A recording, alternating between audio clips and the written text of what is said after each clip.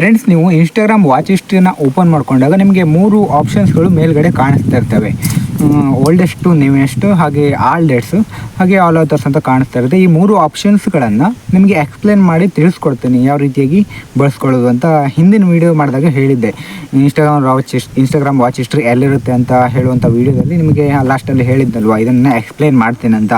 ಅದರಿಂದ ಈ ಒಂದು ವೀಡಿಯೋದಲ್ಲಿ ನಿಮಗೆ ಈ 3 ಆಪ್ಷನ್ಸ್ಗಳನ್ನು ಯಾವ ರೀತಿಯಾಗಿ ಬಳಸೋದು ಅಂತ ಪೂರ್ತಿಯಾಗಿ ತಿಳಿಸ್ಕೊಡ್ತೀನಿ. ಈಗ ಬನ್ನಿ ವೀಡಿಯೋನ ಸ್ಟಾರ್ಟ್ ಮಾಡೋಣ. ಇನ್ಸ್ಟಾಗ್ರಾಮ್ ಓಪನ್ ಮಾಡಿದಾಗ ನಿಮಗೆ ಈ ರೀತಿ ಇಂಟರ್ಫೇಸ್ ಬರುತ್ತೆ. ಇಲ್ಲಿ ಕೆಳಗಡೆ ರೈಟ್ ಸೈಡಲ್ಲಿ ನಿಮ್ಮ ಲೋಗೋ ಇರುತ್ತೆ. ಲೋಗೋ ಮೇಲ್ಗಡೆ ಕ್ಲಿಕ್ ಮಾಡಿ. ಲೋಗೋ ಮೇಲ್ಗಡೆ ಕ್ಲಿಕ್ ಮಾಡಿದಾಗ ಈ ರೀತಿ ಇಂಟರ್ಫೇಸ್ ಬರುತ್ತೆ. ಇಲ್ಲಿ ರೈಟ್ ಸೈಡಲ್ಲಿ ಮೇಲ್ಗಡೆ 3 ಲೈನ್ಸ್ ಇದೆ. ಲೈನ್ಸ್ ಮೇಲ್ಗಡೆ ಕ್ಲಿಕ್ ಮಾಡಿ ಆಯಿತಾ. ಲೈನ್ಸ್ ಮೇಲ್ಗಡೆ ಕ್ಲಿಕ್ ಮಾಡಿದಾಗ ನಿಮಗೆ ಈ ರೀತಿ ಇಂಟರ್ಫೇಸ್ ಬರುತ್ತೆ. ಇಲ್ಲಿ ಯುವರ್ ಆ್ಯಕ್ಟಿವಿಟಿ ಅಂತ ಇದೆ ನೋಡಿ, ಅದ್ರ ಮೇಲ್ಗಡೆ ಕ್ಲಿಕ್ ಮಾಡಿ. ಅದ್ರ ಮೇಲ್ಗಡೆ ಕ್ಲಿಕ್ ಮಾಡಿದಾಗ ನಿಮಗೆ ಈ ರೀತಿ ಇಂಟರ್ಫೇಸ್ ಬರುತ್ತೆ. ಇಲ್ಲಿ ಸ್ವಲ್ಪ ಕೆಳಗಡೆ ಸ್ಕ್ರೋಲ್ ಮಾಡಿ. ಸ್ಕ್ರೋಲ್ ಮಾಡಿದಾಗ ಲಾಸ್ಟಿಂದ 4ನೇ ಆಪ್ಷನ್ ವಾಚ್ ಹಿಸ್ಟ್ರಿ ಅಂತ ಇದೆ, ಅದ್ರ ಮೇಲ್ಗಡೆ ಕ್ಲಿಕ್ ಮಾಡಿ.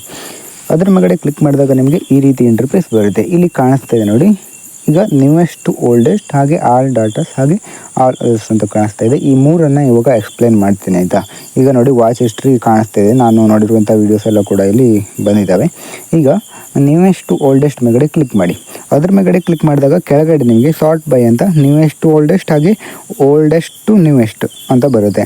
ಈಗ ನೀವು ಇವತ್ತು ನೋಡಿರೋದ್ರಿಂದ ಹಿಂದೆ ನೀವು ನೋಡಿರೋದು ಕಾಣಿಸ್ಬೇಕು ಅಂತಂದರೆ ನ್ಯೂಯೆಸ್ಟ್ ಓಲ್ಡೆಸ್ಟನ್ನು ಕ್ಲಿಕ್ ಮಾಡ್ಕೊಳ್ಬೇಕು ಆಯಿತಾ. ಈಗ ಆಲ್ರೆಡಿ ಅದು ಸೆಲೆಕ್ಟ್ ಆಗಿ ನಾನು ಇವತ್ತು ನೋಡಿರೋದು ಮೊದಲು ಕಾಣಿಸುತ್ತೆ ಮೇಲ್ಗಡೆ, ಅದಾದಮೇಲೆ ಹಿಂದೊಂದು ಕಾಣಿಸುತ್ತೆ ಆಯಿತಾ.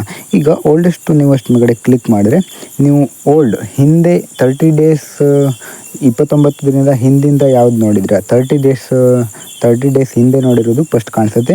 ಆಮೇಲೆ 29 ದಿನ ಹಾಗೆ 28 ದಿನದ್ದು ಕಾಣಿಸುತ್ತೆ ಆಯಿತಾ. ಆಮೇಲೆ ನೀವು ನ್ಯೂಯೆಸ್ಟ್ ನೋಡಿರೋದು ಲಾಸ್ಟಲ್ಲಿ ಹೋಗಿರುತ್ತೆ. ಈ ರೀತಿ ಆಗುತ್ತೆ ಆಯಿತಾ. ಈ ರೀತಿ ನೀವು ಮೊದಲನೇ ಆಪ್ಷನನ್ನು ಉಪಯೋಗಿಸ್ಕೊಳ್ಬೋದು. ಆಮೇಲೆ ಸೆಕೆಂಡ್ ಆಪ್ಷನ್ ಆಲ್ ಡೇಟ್ಸ್ ಅಂತ ಇದೆ, ಅದ್ರ ಮೇಲ್ಗಡೆ ಕ್ಲಿಕ್ ಮಾಡಿ. ಅದ್ರ ಮೇಲ್ಗಡೆ ಕ್ಲಿಕ್ ಮಾಡಿದಾಗ ನಿಮಗೆ ಆಲ್ ಡೇಟ್ಸ್ ಅಂತ ಇರುತ್ತೆ, ಪಾಸ್ಟ್ ವೀಕ್, ಹಾಗೆ ಪಾಸ್ಟ್ ಮಂತ್, ಹಾಗೆ ಡೇಟ್ ರೇಂಜ್. ಈಗ ಪಾಸ್ಟ್ ವೀಕ್ ಮತ್ತು ಪಾಸ್ಟ್ ಮಂತ್ ಕ್ಲಿಕ್ ಮಾಡಿದರೆ ಪಾಸ್ಟ್ ವೀಕಲ್ಲಿ ಪಾಸ್ಟ್ ಮಂತಲ್ಲಿ ನೋಡುವಂಥದ್ದು ಎಲ್ಲ ಕೂಡ ಕಾಣಿಸುತ್ತೆ. ಪಾಸ್ಟ್ ವೀಕ್ ಮೇಲೆ ಕ್ಲಿಕ್ ಮಾಡಿದರೆ ನೀವು 7 ದಿನದಲ್ಲಿ ಎಷ್ಟು ನೋಡಿದಿರಲ್ವ ಅದು ಕಾಣಿಸುತ್ತೆ.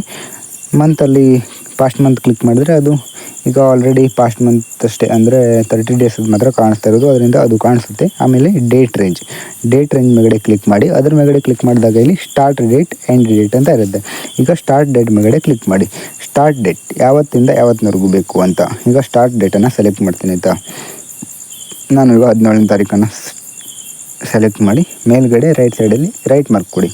ಆಮೇಲೆ ಎಂಡ್ ಡೇಟ್ ಮೇಲ್ಗಡೆ ಕ್ಲಿಕ್ ಮಾಡಿ ಡೇಟನ್ನು ಸೆಲೆಕ್ಟ್ ಮಾಡ್ಕೊಳ್ಳಿ. ಆಲ್ರೆಡಿ 21 ಇದೆ, 21ವರೆಗೂ ಸೆಟ್ ಮಾಡ್ತೀನಿ ಆಯಿತಾ. ಇವತ್ತು ತಾರೀಕು 21. ಆಮೇಲೆ ಮೇಲ್ಗಡೆ ಮತ್ತು ರೈಟ್ ಮಾರ್ಕ್ ಮೇಲ್ಗಡೆ ಕ್ಲಿಕ್ ಮಾಡಿ. ಅದ್ರ ಮೇಲ್ಗಡೆ ಕ್ಲಿಕ್ ಮಾಡಿದಾಗ ಈಗ ಸ್ಟಾರ್ಟ್ ಡೇಟ್ ಮತ್ತು ಎಂಡ್ ಡೇಟ್ ಎರಡು ಕೂಡ ಫಿಕ್ಸ್ ಆಗಿದೆ. ಅಪ್ಲೈ ಮೇಲ್ಗಡೆ ಕ್ಲಿಕ್ ಮಾಡಿ.